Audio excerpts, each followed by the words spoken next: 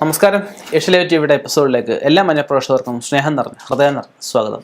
ഇന്നത്തെ നമ്മുടെ വിഷയം 1-ാം തീയതി കൈനീട്ടം വാങ്ങാൻ പറ്റിയ കുറച്ച് നക്ഷത്രക്കാരെ കുറിച്ചാണ്. ഇപ്പം ഞാൻ ഈ പറയുന്ന കുറച്ച് നാളുകാർ ഇപ്പോൾ ഊൺനാളെന്ന് പറയും. ഊൺനാളെന്ന് വെച്ച് കഴിഞ്ഞാൽ പ്രധാനമായിട്ടും ഈ നാൾ അന്നപ്രാശനത്തിനാണ് എടുക്കുന്നതെങ്കിൽ പോലും നമുക്ക് ഈ നക്ഷത്രങ്ങൾ നമുക്ക് എല്ലാ ശുഭകർമ്മങ്ങൾക്കും എടുക്കാമെന്ന് ഒരു പക്ഷത്തിൽ പറയപ്പെടുന്നുണ്ട്. അതുകൂടാതെ ഈ ഊൺനാൾ പെട്ട നക്ഷത്രക്കാരെ നമുക്ക് 1-ാം തീയതി വീട്ടിൽ കയറ്റുന്നത്, 1-ാം തീയതി അവർക്ക് ഭക്ഷണം കൊടുക്കുന്നത്, എല്ലാവർക്കും ഭക്ഷണം കൊടുക്കുന്നത് നല്ലതാണ്. ഊന്നാളുകാർക്ക് ഭക്ഷണം കൊടുക്കുന്നത്, അവരുടെ കയ്യിൽ നിന്ന് കൈനീട്ടം വാങ്ങിക്കുന്നത്, ആ ഒരു മാസം അഭിവൃദ്ധി ഉണ്ടാവാനായി. ഒന്നും പറ്റിയില്ലെങ്കിൽ ഇപ്പോൾ അടുത്ത ചിങ്ങമാസം വരാൻ പോകുന്നത്, പുതിയ വർഷം ആരംഭിക്കുക.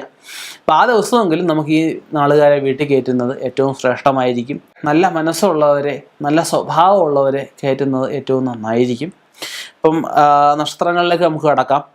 രോഹിണി, മകയിരം, ചതയം, പുണർദം, പൂയം, ഉത്രം, ഉത്രാടം, ഉത്രട്ടാതി, ചോതി, അനിഴം, അത്തം, ചിത്തിര, അവിട്ടം, അശ്വതി, തിരുവോണം, രേവതി എന്നീ 16 നാളുകളാണ് ഊന്നാളുകളായിട്ട് പറയപ്പെടുന്നത്. എന്നുവെച്ചാൽ മറ്റു നാളുകൾ ദോഷക്കാരാണെന്നല്ല ഞാൻ പറഞ്ഞത്. മറ്റുള്ളവരെ അപേക്ഷിച്ച് കുറച്ചും കൂടെ ഒരു ബെറ്ററാണ് ഇവരെ കയറ്റി കഴിഞ്ഞാൽ. ഇപ്പോൾ ഒരു 1-ാം തീയതി വെച്ച് കഴിഞ്ഞാൽ ഈ 1-ാം തീയതി തൊട്ട് അടുത്ത 1-ാം തീയതി വരെ അതിൻ്റെ ഫലം നിൽക്കുന്നത്, 30 ദിവസം അതിൻ്റെ ഫലം നിൽക്കുന്നത് അല്ലേ.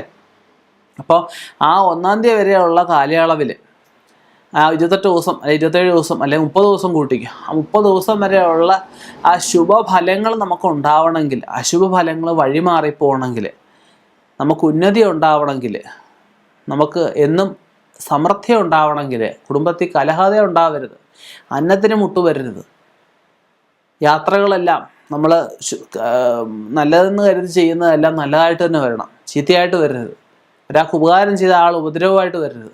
ഇങ്ങനെയൊക്കെ ഈ 1-ാം തീയതി കയറുന്ന ആളുകാരെ അപേക്ഷിച്ചിരിക്കുമെന്ന് പഴയ കാലത്ത് പറയാറുണ്ട്. അപ്പം മറ്റുള്ള ആളുകാരെ കയറ്റരുതെന്നല്ല, അവർ കയറിയ നാശമെന്ന് ഒന്നുമല്ല ഞാൻ പറയുന്നത്. അപ്പം ഇങ്ങനെയുള്ള ആളുകാരെ കയറ്റുന്നത് കുറച്ചുകൂടെ നന്നായിരിക്കും. ഇനി ഇത് കുറച്ചുകൂടി ഒരു വ്യക്തത ആവശ്യമെങ്കിൽ അവനവൻ്റെ ജാതകമായിട്ട് നല്ലൊരു ജ്യോതിഷനെ സമീപിച്ച് കഴിഞ്ഞാൽ 1-ാം തീയതി കയറാൻ പറ്റിയ കുറച്ച് നക്ഷത്രക്കാരെ ജ്യോത്സ്യൻ നമുക്ക് നിർദ്ദേശിച്ച് തരുന്നതായിരിക്കും.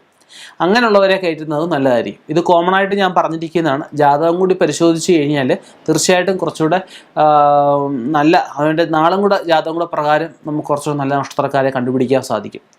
ഇപ്പോൾ ഞാൻ ഈ പറഞ്ഞ ആളുകളിൽപ്പെട്ട ആരും നിങ്ങളുടെ കുടുംബത്തിൽ ഇല്ല, അല്ലെ സുഹൃത്തുക്കളില്ല, അല്ലെ ബന്ധുക്കളില്ല എങ്കിൽ ഒട്ടും വിഷമിക്കേണ്ട. ജാതകമായിട്ട് ജ്യോതിഷനെ കണ്ടോളൂ. തീർച്ചയായിട്ടും നല്ല നക്ഷത്രം അദ്ദേഹം കണ്ടുപിടിച്ചു തരും. അവരെ നമുക്ക് ഭവനത്തിൽ കയറ്റിയാലും നമുക്ക് അഭിവൃദ്ധി ഉണ്ടാവും.